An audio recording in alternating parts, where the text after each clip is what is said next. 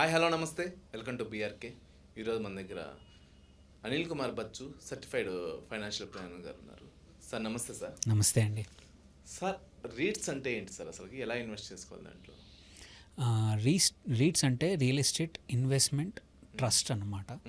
So REITs వచ్చేసి ఒక companies basically.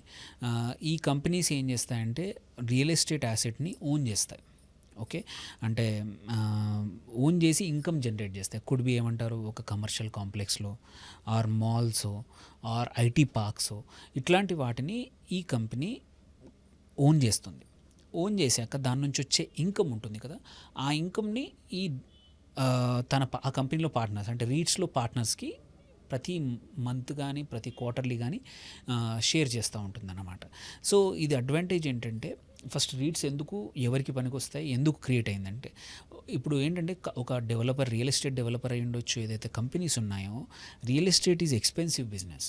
So వాళ్ళు మొత్తం ఒక మాల్ కట్టారు ఆర్ ఒక కమర్షియల్ కాంప్లెక్స్ కట్టారు, ఇంకొక ఏదైనా ప్రాజెక్ట్ కట్టారు, రియల్ ఎస్టేట్ ప్రాజెక్ట్ కట్టినప్పుడు వాళ్ళకి దీని నుంచి అమ్మితే పర్లేదు, అమ్మకపోతే అంటే రియల్ ఎస్టేట్ రెసిడెన్షియల్ది అయితే అమ్మేస్తారు, ఇంకా ఎటువంటి ఇబ్బంది ఉండదు. బట్ కమర్షియల్ది కానీ మాల్స్ కానీ అమ్మడం కష్టం, ఎందుకంటే ఒక మేనేజ్మెంట్ కంపెనీ అవసరం. అలాంటప్పుడు ఏంటంటే ఈ కంపెనీ తన ఎగ్జిట్ కోసం ఒక 70%, 80%, 90% ఆఫ్ ద కంపెనీని రీట్స్ రూపంలో కన్వర్ట్ చేసేసి, అంటే ఓనర్షిప్ అనేది ఈ కంపెనీకి మార్చి ఈ ఓనర్షిప్ని అందరికీ రీట్స్ రూపంలో స్టాక్ మార్కెట్లో ఐపీఓ ద్వారా వస్తాయన్నమాట.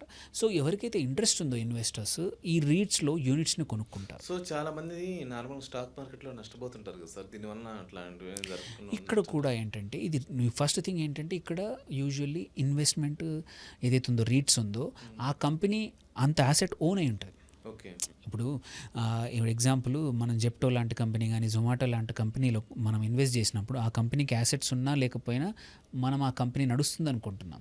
వెరాజ్ ఇక్కడ ఏంటి, ఈ రీట్స్కి రియల్ ఎస్టేట్ యాసెట్ ఉంది, అంటే ఒక మాల్ ఓన్ ఉంది. ఇప్పుడు ఒక మాల్ 500 కోట్ల వర్త్ ఉండొచ్చు, or depends on the location, depends on the size, assets ఉన్నాయన్నమాట. యాసెట్స్ ఉన్న కంపెనీలో మనం డబ్బులు పెడుతున్నాము. ఇది ఏంటంటే అడ్వాంటేజ్ ఏంటంటే, రీట్స్ యొక్క అడ్వాంటేజ్ ఒకటి, రియల్ ఎస్టేట్ డెవలపర్కి ఎగ్జిట్ మార్గం దొరుకుతుంది. ఇన్వెస్టర్స్కి ఏంటంటే, ఒకటి, నువ్వు డైరెక్ట్ రియల్ ఎస్టేట్ నువ్వు కొని మేనేజ్ చేయడం కష్టం. అలాంటి పరిస్థితుల్లో రీట్స్ ద్వారా ఇన్వెస్ట్ చేస్తే నీకు రియల్ ఎస్టేట్ ఎక్స్పోజర్ వస్తుంది.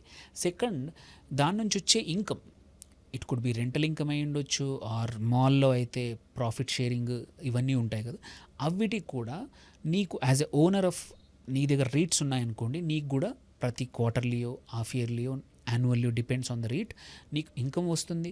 అట్ ద సేమ్ టైం అన్నిటికన్నా పెద్ద ఇష్యూ ఏంటంటే ఇన్వెస్టర్స్కి, రియల్ ఎస్టేట్లో ఇన్వెస్ట్ చేయాలంటే liquidity is a big issue.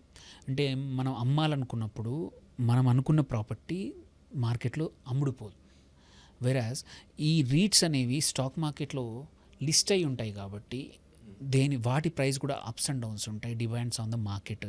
వేరే సెక్టర్స్ బాగుంటే, ఈక్విటీ బాగుంటే రీట్స్ బాగుండకపోవచ్చు. ఈక్విటీ సెక్టర్ బాగాలేనప్పుడు అందరూ రియల్ ఎస్టేట్ వైపుకి వస్తారు. లైక్ గోల్డ్, ఎట్లా గోల్డ్ ఒక యాసెట్, రీట్స్ ఆల్సో ఒక యాసెట్ అన్నమాట. దీంతో అడ్వాంటేజ్ ఏంటి, నీకు ఒకటి రెగ్యులర్ ఇన్కమ్ దొరుకుతుంది, ఎందుకంటే ఆ రీట్ కంపెనీకి వచ్చే ఆదాయం, యాన్యువల్ ఆదాయం ఉంది, అందులో 90% కంపల్సరీ రీట్ ఓనర్స్కి ఇచ్చేయాలి. ఓన్లీ 10% ఆ ప్రాపర్టీ మెయింటెనెన్స్కి కానీ నెక్స్ట్ ఫ్యూచర్ కోసం హోల్డ్ చేయొచ్చు. ఇది ఖర్చులు పోను మిగిలిన లాభాలు ఏవైతే ఉన్నాయో కంపల్సరీ 90% ఇన్వెస్టర్స్కి ఇచ్చేయాలి రీట్ ఓనర్. సో అంటే నీకు రెగ్యులర్గా ప్రతి నెల రెగ్యులర్గా అయితే ఇన్కమ్ ఒకటి వస్తుంది, లిక్విడిటీ ఉంటుంది, అన్నిటికన్నా ఇంపార్టెంట్ ఈజీ యాక్సెసిబిలిటీ. నువ్వు 10,000 రూపాయల నుంచి ఎంటర్ అవ్వచ్చు. ఒక రీట్లో నువ్వు ఫస్ట్ టైం ఇన్వెస్ట్ చేయాలంటే 10,000 ఈజ్ ఎనఫ్. సో ఇంత చిన్న డబ్బులతో నువ్వు రియల్ ఎస్టేట్ యాసెట్ ఎక్కడ కొనుక్కోలేవు, బట్ రీట్ రూపంలో నువ్వు కొనుక్కునే అవకాశం ఉంది.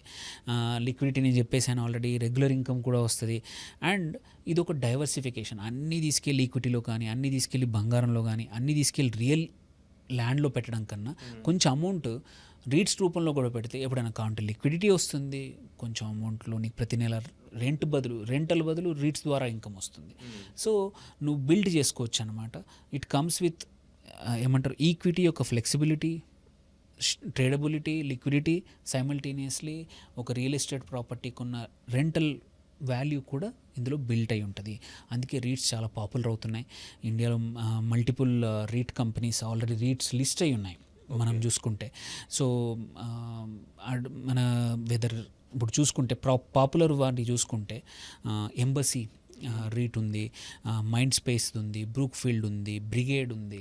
సో ఇవన్నీ కూడా మీకు anywhere between minimum 10% per annum returns ఇస్తాయి మీకు. వెదర్ ఈల్డ్ ఇది మన ఇన్కమ్ రూపంలో కానీ ఆర్ అప్రిసియేషన్ కూడా. బికాజ్ మనం ఇప్పుడు ఒక ప్రాపర్టీ కొంటే 2 రకాల పర్పస్ కొంటాం. ఒకటి ప్రతి నెల రెంట్ ఎంత వస్తుంది, ఆర్ రెంట్ బేస్డ్ అండ్ మనం ఉండడానికి ఉండడం కాకుండా ఉండదు పక్కన పెడదాము. ఒక నువ్వు real estate as a investment చూస్తే కొనేప్పుడు ఒకటి ఇన్కమ్ కోసం కానీ ఇంకోటి ఆ ప్రాపర్టీ అప్రిషియేట్ అవుతుందని 2 రకాలుగా క్యాప్చర్ చేయాలి. సో ఇక్కడ కూడా అంతే అన్నమాట. రీట్స్లో వాల్యూ ఆ ఏరియాలో పెరిగిందనుకో నీ రీట్ వాల్యూ కూడా పెరుగుతుంది. అండ్ అమ్మడం కొనడం మీద మార్కెట్ డిమాండ్ మీద లింక్ అయి ఉంటుంది. సో ప్రైస్ అనేది తెలుస్తుంది. అదర్వైజ్ దాన్ని వచ్చే ఇన్కమ్ నీ దగ్గర ఉన్న యూనిట్స్ని బట్టి ఆ రీట్ కంపెనీ ఆటోమేటికల్లీ ఇప్పుడు సపోజ్ నువ్వు ఇన్వెస్ట్ చేసినప్పుడు ఒక 50 యూనిట్లు నీ దగ్గర ఉన్నాయనుకోండి, ప్రతి యూనిట్కి ఇంత ఆదాయం వచ్చిందని చెప్పి నీ యూనిట్స్ మల్టిప్లైడ్ బై అంత అమౌంట్ ఆటోమేటికల్లీ నీ డీమ్యాట్ ద్వారా నీకు డబ్బులు వస్తాయి. సో అటు ఈల్డ్ వస్తుంది, ఇంకోటి నీకు ట్రేడబిలిటీ ఉంటుంది, ప్రైస్ పెరుగుతుంది, నీకు ఎప్పుడైనా కావాలంటే ఎగ్జిట్ చేసే అవకాశం కూడా ఉంటుందన్నమాట.